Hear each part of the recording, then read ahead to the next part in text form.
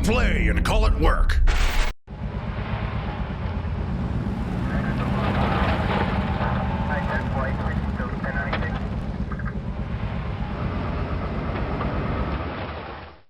Hi there, and welcome to another Sit and Talk with me, Kris. For next week's Sit and Talk, it'll be Steve, and so in the comments below, have at Steve for, if you questions or comments related to Steve. If they're for me, then have them at Kris. But I think we've gone through this enough times for most people that I think we all kind of get the hang of how this all works. And so let's just dive right into the questions. I've got Flatfoot.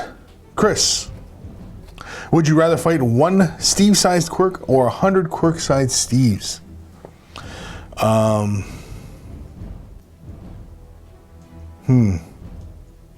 That's actually kind of an interesting question. I think I'd rather fight one Steve-sized quirk than 100 quirk-sized Steves. Mind you, though, 100 quirk-sized Steves, it wouldn't be too bad because Steve's got really bad hips, and so you just have to knock them over like bowling pins, and so it would be just kind of just knock them all over, and they'd fall over. Whereas a quirk, a quirk the size of Steve, it still only would be about 100 pounds, and so it actually wouldn't be too bad to fight either. So I don't know. I think either one wouldn't be too much trouble. I don't think I'd have trouble with either one. What a kind of crazy question to start with. Noah. Kris, how was Adepticon? Was everything nice? Was everyone nice to you? Did anyone take your lunch money? Tell us what was your favorite part of it. For us mere mortals in Ireland who will never get to go. Well, don't say. From Steve. That's from Steve. Noah. It's a familiar name. Noah?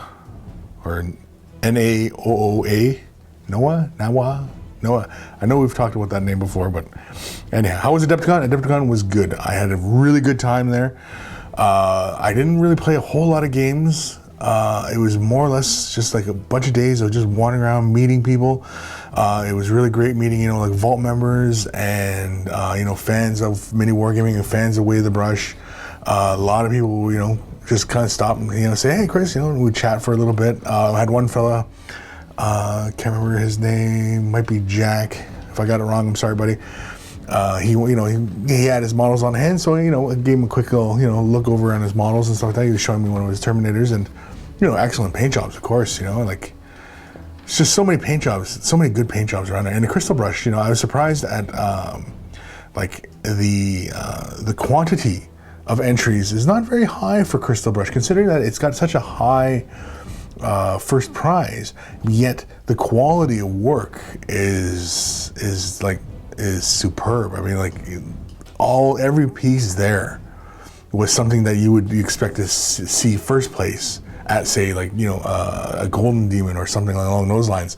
Just excellent work, But Adepticon, yeah, it was a lot of fun.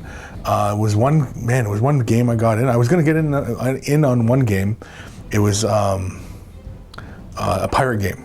Basically, it was a bunch of pirate ships, and it's a huge tables. They were playing across these huge tables, and one fella asked me to be part of his team, and I said, I was gonna be there, and I'm sorry I didn't get to go because I think we got busy. We ended up taking off from the grounds and heading out for dinner and stuff. But anyway, it was all about pirate ships, and you can jump off on the islands and go do missions and jump back onto the ships, and it was a pirate life kind of thing, and it looked like a lot of fun. And I've got some stills and I got some video of the tables and the models themselves, and the ships are just awesome looking. They look like the basic, you buy the model ships from the back in the era, the 1400s or whatever, those ships with just all the rigging on them and everything like that. Just really awesome. And it was just so much character, and it was in the scenarios that if you deviated from the plan, you ended up on the island of the cannibals, or you ended up on Pirate Island, or you ended up, all these different scenarios. I didn't know how the combat worked or anything like that because I didn't get the chance to partake in the game. But and that one looked like that one. I had my eye on that one. I wanted to partake in that one. I didn't, so small regret. But one that I did enjoy immensely and was thoroughly inspired was playing Artemis. It's a computer game. Basically, it's every person mans a station. And so Owen got together a team, and it was consisted of Owen, Dan, MiniWarGaming Dan, Menoth John, this other Dan fellow, I can't remember what his name, just Dan, Miranda, Wargamer Girl, and myself. And we all man a station, kind of like, you know, like it's kind of like Star Trek, right? Where basically I was operating weapons and the guns and stuff like that. Dan was our helmsman, Miranda was our sensor officer, Menoth John was our communications officer, and Dan was our engineer, and Owen was captain. Owen was just sitting in the middle of us, you know, just kind of directing everything. Because you kind of do need a director, even though he didn't really have to, he wasn't manning a console or anything like that. You know, he just still had to, you know, delegate, you know, responsibilities and, you know, kind of keep the overall plan going. And, you know, we had a lot of fun. It was a blast. The first scenario, we ended up getting ourselves killed because, well, I turned off the shields while I thought we were safe, and we were heading back to base, and we ended up hitting a mine and getting ourselves killed. Second scenario, we ended up winning the scenario, and so, bit of spoiler alert, because I think Owen will be posting a video on that soon enough. But anyway, a lot of fun. It was like almost 2 hours of playing that game, and that was just too much fun. It was just because it was a dark room, and we had all these consoles all around us, and we were playing the game, and it was a lot of fun. But overall, yeah, Adepticon, blast. Definitely probably doing that one again. I definitely probably kind of answers that, right? Although I may go in as an instructor. I may do a class, teaching a class, you know, painting and stuff like that. Otherwise, yeah, it would be really great to go back. I definitely would enjoy going back for another time. Maybe play some games or enter a tournament, maybe a friendly tournament. I don't know. A lot of like the tournaments there, like the X-Wing tournaments, huge. And I was really surprised at how big this event was. Like it's only got about, I think, 3,000 or 4,000 people attending, and which is quite a few people. But I mean, you know, it's not huge. But the amount of space that this place took up, it took up big conference rooms and little boardrooms, and like I've been to Comic-Con and everybody's like shoulder to shoulder, but these rooms that they hold it in are gigantic. These big gigantic rooms. And these were the same rooms that they were holding the 40K tournament, and then there was another one for the X-Wing tournament, and like it was just huge. And yeah, it was a lot of fun.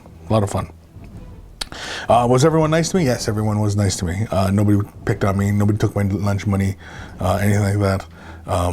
But yeah, so if you get the chance to go, save your pennies now for next year, because it'll probably be the same time again next year, which is the end of March, beginning of April. If you can come over and come in and attend an event, because this event is entirely just strictly wargaming and some tabletop stuff, but it's pretty much everything it's all wargaming. It's everything from Warhammer to X-Wing, Infinity, Flames of War, even some smaller companies that were there demoing their games and stuff like that. And I didn't get a chance to check out a lot of them, but there was one that was this Celtic one, and there was people dressed up like Vikings and stuff, and it was really quite interesting. Anyway, so yes, definitely check it out. If you can save up the pennies and come across and join us at Adepticon, yeah, it'll be a lot of fun. Where am I? Toby P. Kris. Vi vill vi se your Swedish chef present painting tutorial. Bork. When will we see that? I have no idea. I don't know. It's whenever I muster up the courage to do a Swedish chef tutorial. I know a lot of people have been bugging about that, and that's been months now. It's been months people have been bugging about a Swedish chef painting tutorial. I suppose I should get it done soon, right? Daka daka boom boom. Daka daka boom boom. Daka daka boom boom. Daka daka boom boom. Daka daka daka daka daka daka boom boom. At Kris Paint, aka Paint God, aka put that down and back away slowly. Hey dude, do you think you could do a tribute vid to Bob Ross? An airbrush, a big 40k scenescape, a demon realm maybe, or spaceships in the warp, or could you paint your Elder Titan just wrecking faces in a scene from a game you played? Choice is yours, mate, or as Bob would say, it's your world and you can do whatever you want in it. Happy little nurglings over here, grumpy old stomper there. Cheers, Kris, you rock. A Daka Daka Boom Boom. Yeah, I have actually considered doing a spoof of Bob Ross. Not so much painting not so much doing like a painting of, you know, a miniature, but like actual, you know, a painting, but of like, you know, a space marine or something like that. And, you know, he's in the middle of a battle scene and, you know, he's got a happy little trail of blood and, you know, bolter shells just twinkling in the night and, yeah, stuff like that. But yeah, I have considered doing that one. I don't know if I'd go full Bob Ross, or if I just, you know, be myself, emulating Bob Ross. Hard to say, because I really don't know where I'm going to find like a brown afro, and I'm not doing my hair in an afro because that'll never come out. But yeah, who knows? Who knows? Dexter13. Hey Kris, I want to get into airbrushing, but I have no idea where to start. What brush and compressor would you recommend? Also, what else would I need in order to use GW paints? Well, good compressor and airbrush is really kind of what's available to you. For example, you go to your local hobby shops and say they only sell Awada equipment or Badger or Pache or, you know, whoever. Then definitely consider picking up one of those ones, because those are the ones that are going to be available to you for, you know, a considerable amount of time, right? Rather than trying to order something in and, you know, nobody carries it. You know, say for example, nobody carries Badger. And I mean, I personally use Badger all the time. I happen to like, you know, the Patriot 105. It's just a matter of preference. Really, airbrushes, for example, I think it's called the Eclipse for the Awada. I think that's the utility brush. It's kind of like the Patriot. And, you know, it's a matter of personal preference as far as which one, you know, it performs better. I think they perform both the same, I think. And, you know, again, it's personal preference as to which ones you like. It's really availability in your area that's going to determine what you're going to purchase. And of course the compressor as well. Compressor, if you're going outside of the brand names of those airbrushes and you're going to pick up, say, like a shop airbrush or something like that, or a compressor, then, you know, make sure you get the little fittings that are going to fit your air hoses. You know, because getting, like, say, one of those big compressors, and they're not really that much, but I mean, like, you only need like a 1 gallon tank on your compressor. And that I definitely would recommend getting a tank on the compressor. But again, if you're just going to, you know, shop by brand name, then, you know, you can't really go wrong with whatever brand name is available. It's really just what's in your area. If you have any of the big box stores like Michael's or Hobby Lobby or whatever, and they only sell a particular brand, feel free to pick those up. Again, it's personal preference as to which brand is, you know, performs the best. That's, you know, again, it's just one of those things. It's one of those arguments. I don't know why we have this, you know, this performs better or these paints are better. It's, those things don't make the artist. The tools don't make the artist. The artist makes the artist. It's your own creativity. It's what your own input is into the model that determines whether or not you're going to have a great looking piece. It's not your airbrush. It's not your paints. It's not your, what kind of, you know, sable hair brushes you're using. It's all in you. It's you. It's you that's going to make, you know, the great art. What else would you need in order to use GW paints? Well, GW Air has a line of paints, or Citadel has a line of airbrush paints. They come in a paint pot. They're not terribly difficult to use. You're better off getting little pipettes to draw the paint out of the pots and put them into your airbrush. rather than trying to pour them, because that's just a mess. I've done both, and pipette is obviously the easier way to go. If you're gonna go with just regular, if you can't, like you say, you're on a tight budget, and getting a whole new line of paints is just not not in the cards right away, then yeah, definitely you can use Citadel paints. And I have a few videos in the vault, on using just regular paints. I use like regular Vallejo paint through the airbrush, not the airbrush, not Vallejo Air, but just regular Vallejo. And P3 and Citadel, and I just go through different paints and just kind of just push them through the airbrush. The brush I'm using in the videos is the Patriot 105, again, because it's the only brush I've been using, and it's the one I started with, and I've gotten really comfortable with it. And yeah, so to thin down Citadel paints though, you just need a bit of water or any kind of acrylic thinner, but you're better off using like any kind of airbrush thinner. Vallejo does sell a really good airbrush thinner. The thinner that comes with Citadel Air, it's really, really runny. It almost looks like Lemaine Medium, but it's a little bit different than the Lemaine Medium. It's not the same, just because of the smell. They don't smell the same. But yeah, it's all just, you can use just water to thin the Citadel paint, because it is a water-based acrylic paint, unlike Tamiya or I think MIG. I think those are both like solvent-based acrylics. They got like alcohol based to them. So, anyway, where was I going with all that? Yeah, so if you're on a tighter budget and you're looking to get an airbrush, and you just got your airbrush and you want to use some paints, but all you have is Citadel paints, feel free to use them. It's just pouring from the paint pot. It's just kind of a pain. But again, most Citadel paints are kind of thick, so you should be able to maintain a bit of control getting that in there. Using a pipette for those kind of paints, again, because they're kind of thick, might be a bit of an issue. I've never tried it with the pipette, so buyer beware. So hopefully that answers your question, Dexter. Mighty Noblar at Kris, have you listened to any Baby Metal or Ladybeard? If not, I highly recommend it. Give it more than one shot though. It can take a while to warm to it. For some, it is thoroughly enjoyable once you get into it. I have listened to Baby Metal. I've only listened to a couple songs. I haven't rushed out there to buy their albums or anything like that. It is an acquired taste, I will say. What was the other one? Ladybeard. Ladybeard? No, I've never even heard of that one. Ladybeard. It just sounds kind of funny, Ladybeard. But no, I've not listened to that one. Baby Metal I have.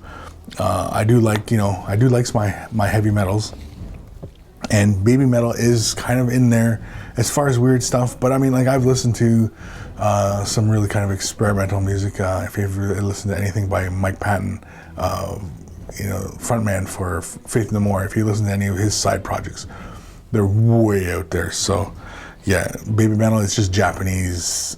There's a term for it with the little girl singing, and it's just death metal. I can't remember what the heck the term for the little girl sound or something. There's a term for it. I can't remember, but yeah, listen to it.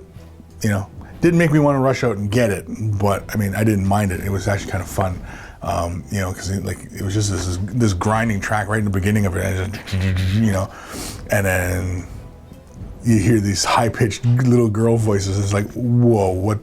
That's quite a contrast. And again, it's interesting, but I will have to check out Ladybeard, because now my interest is piqued. Who's next here? Thavian. Kris, please tell me you plan on doing painting workshop at Valhalla. Also, can't wait to play Talisman up there. Was that it? Yeah. Painting workshop at Valhalla. It's possible. It's entirely possible. I don't know if I want to go on a vacation and work, but it's possible. I could bring some paints. Maybe might be good practice too, considering that if I do consider putting on a class at Adepticon, then maybe this might be good practice for doing in class. Help me kind of get something kind of structured out. I don't know. We'll see. But yeah, it's possible. It's possible, David. It's possible. It's possible. Anything's possible, man. got a dream. Got a dream. Where are we? Drunken Moose, Kris.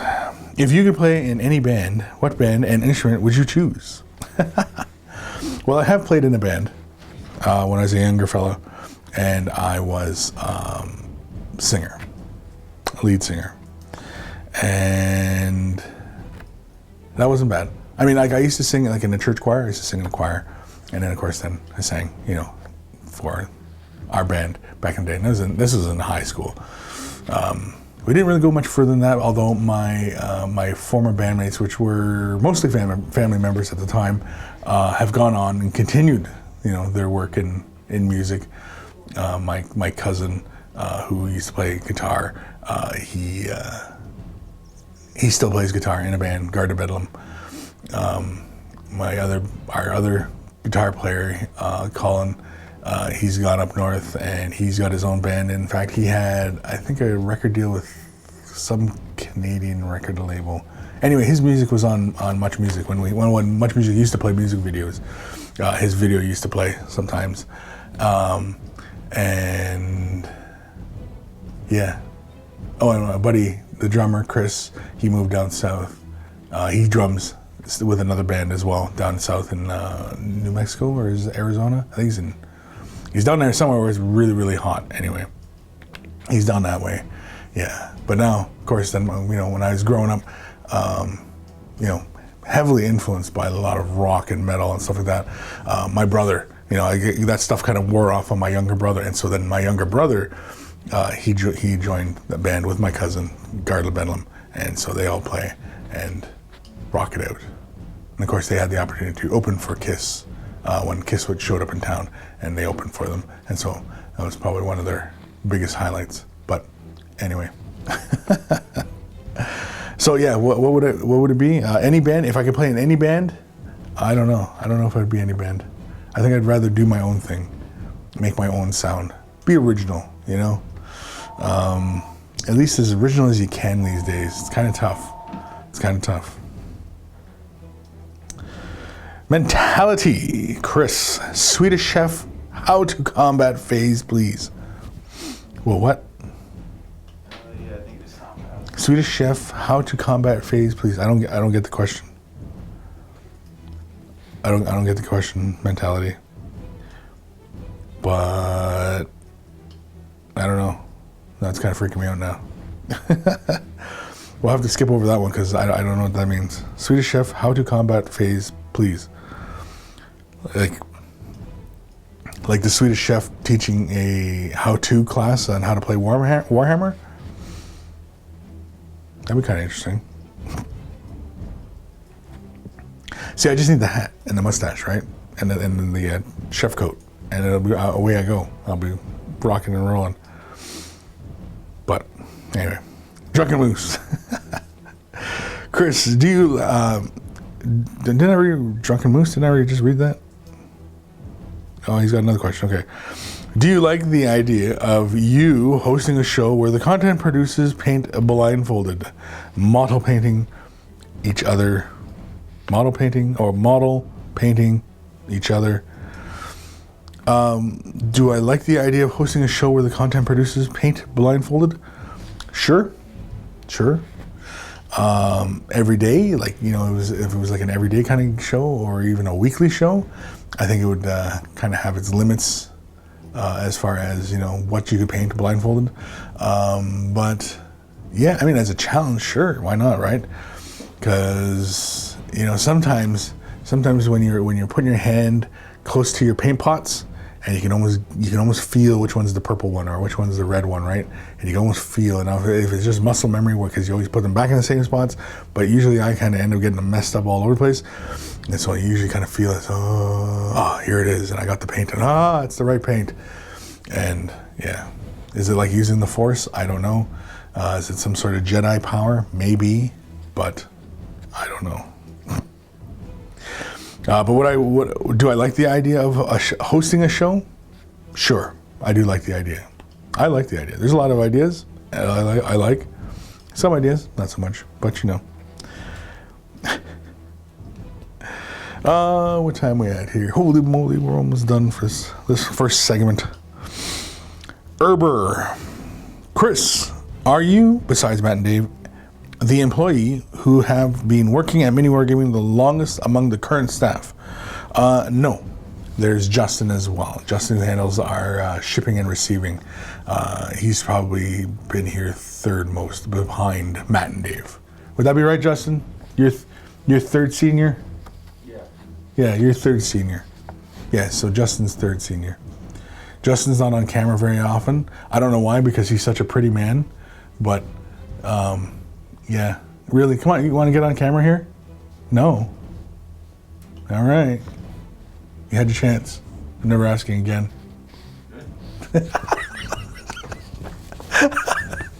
So, yeah. It would be Matt and Dave, and then Justin right behind them. He'd be the third man. And then it would be probably me right after Justin that had been here the longest.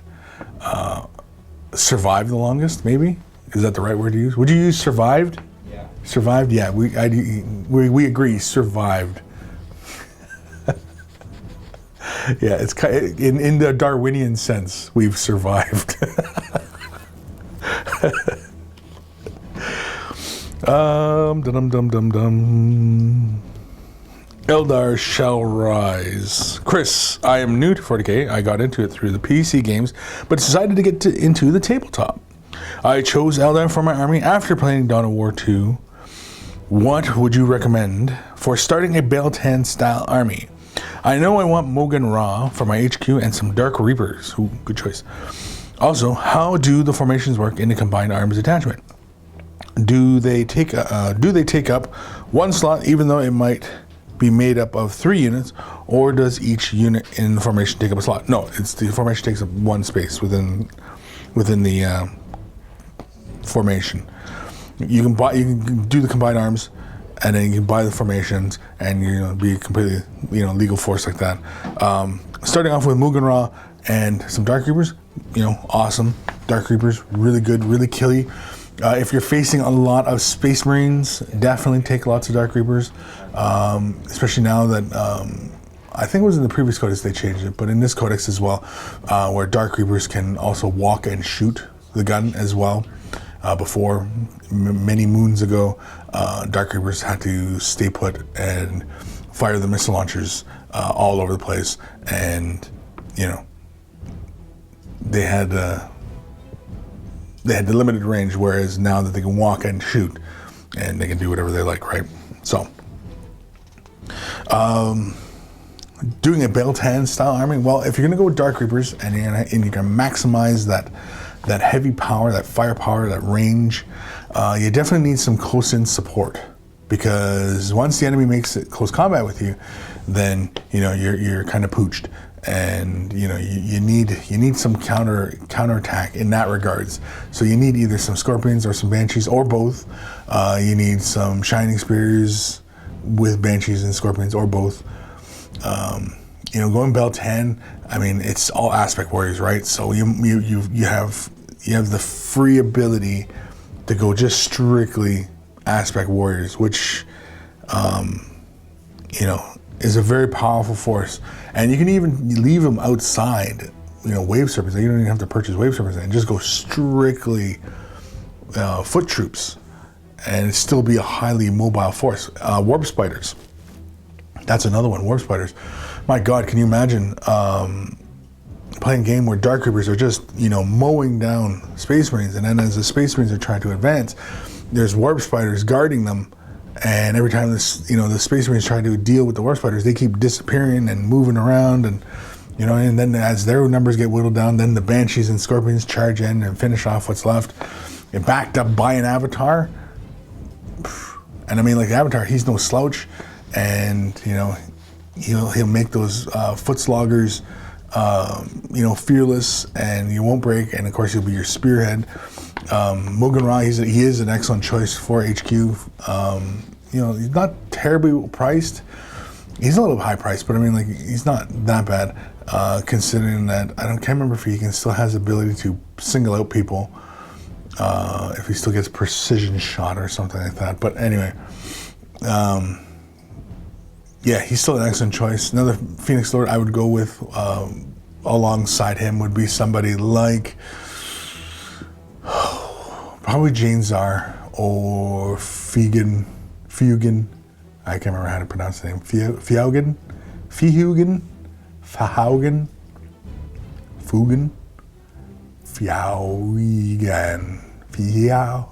Fiat.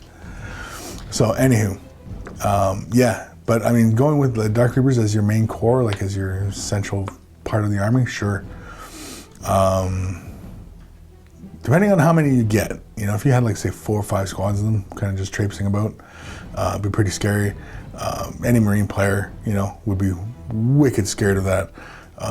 But again, you know, you got to get them in cover, you got to protect them, and I mean, like, you know, they're Eldar, so they'll die just as easily as other Eldar things will die. So you either slap them into some wave serpents, or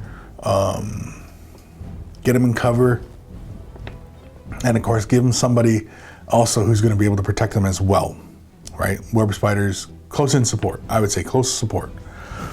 Warp Spiders actually would probably the best choice for protecting them, because as the Marines close, or well, whoever closes, you know, the Warp Spiders are jumping about and, you know, running amok, while Dark Reapers are just like laying fire into them and destroying all. And yeah, so that's about as good advice as I can give on that particular subject.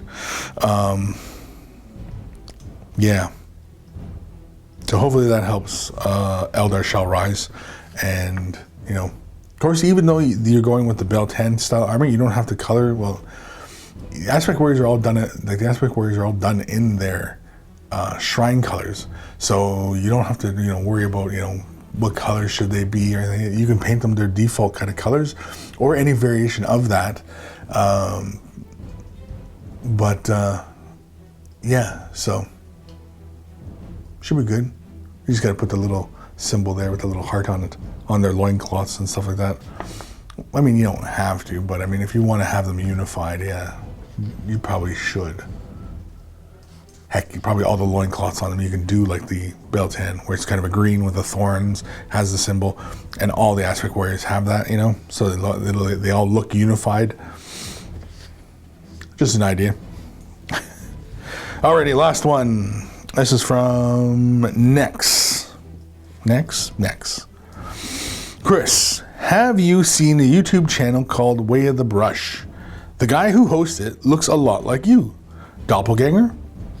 Are you serious? Is he messing with me? Nexus? Are you messing with me, dude? Yeah, that is me, dude.